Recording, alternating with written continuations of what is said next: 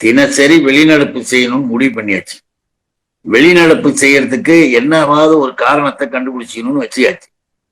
ஏன்னா தமிழ்நாட்டினுடைய உரிமைகளை, தமிழ்நாட்டினுடைய நன்மைகளை, எதிர்கால வளத்தை, மாநிலத்தினுடைய பெருமைகளை எல்லாவற்றையும் சரி செய்வதற்கு, அதாவது நியாயமான உரிமைகளை பாதுகாக்கவும், நம்முடைய ஒன்றிய மாநில அரசினுடைய உறவுகளை மேம்படுத்தவும் நம்முடைய முதல்வர் ஒரு உயர்மட்ட குழு அமைச்சு ஒரு பெரிய அளவுல ஒரு 110ல 110ல ஒரு விதியின் மூலமாக ஒண்ணு தீர்மானம் பார்க்க கொண்டு வந்தார்.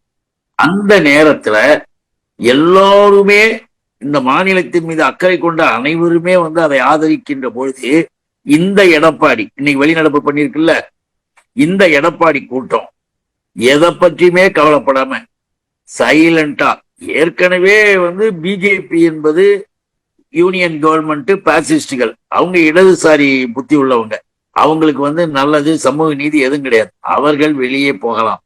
மாநிலத்திற்கு உரிமை மட்டுமல்ல, மாநிலங்களே கூடாது என்பது பாரதிய ஜனதாவின் துவக்க கால கொள்கையாக கோல்வாக்கர் போன்றவர்கள்லாம் பஞ்சாப் தாட்ஸ் புக்ல எழுதுனதே மாநிலமே கூடாது இந்தியாவுக்கு அப்படின்னு சொன்னவங்க. அந்த கூட்டம் நேற்று இத சொன்ன உடனே உரிமைகளுக்காக பேசணும்னு ஏஞ்சி வெளியே போகுது. கூடவே சைலண்டா போனா என்ன அர்த்தம்? நீங்க இப்படியெல்லாம் எதை பற்றியுமே கவலைப்படாம போயிட்டு இப்ப என்ன 3 அமைச்சர் மேல நம்பிக்கையில்லா தீர்மானம்? நம்பிக்கையில்லா தீர்மானம்னா என்ன? எதுக்காக கொண்டு வர்றது நம்பிக்கையில்லா தீர்மானம்? ஏன் அதை நீங்க வாதம் பண்ணும்போது பேசும்போது பேசுங்களேன். இன்னும் கூட கேட்டீங்கன்னா, இவர்கள் வெளிநடப்பு செய்வதை நம்முடைய முதல்வர், எங்களுடைய தலைவர் என்ன தளபதி, நான் வருத்தப்படுறேன்.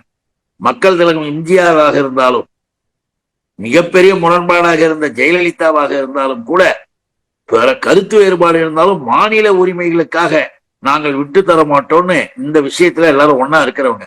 ஆனால் அவர்கள் பேரை சொல்லிக்கிட்டு இருக்கிற எடப்பாடி இப்ப ஏஞ்சி வெளியே போறது எனக்கு வருத்தம் என்று சொன்னது மட்டுமல்ல, பிறகு திரும்ப ஒண்ணு சொன்னாங்க. இது குறித்து நான் இத 110 விதிகளை இதை படிச்சு முடிச்ச உடனே இந்த தீர்மானத்தை குறித்து நீங்கள் பேச, விவாதம் செய்ய, கருத்து கூற அனுமதி உண்டுன்னு ஸ்பீக்கர் வழியால் சொல்ல வச்சுட்டாரு. இவ்வளவும் இருக்கும் பொழுது நீ ஏன் வெளியே